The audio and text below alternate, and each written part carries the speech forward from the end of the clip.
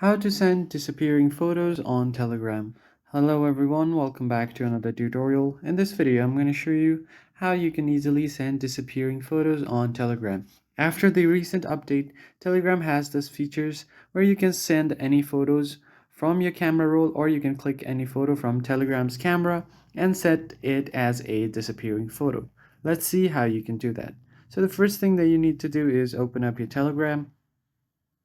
And once you do so, you just need to open the chat that you want to send your photo to. So go ahead and tap on it. Now you just tap on this link icon to clip any kind of photos or videos from your camera roll. So once you select the image that you want to send, tap on this top right corner.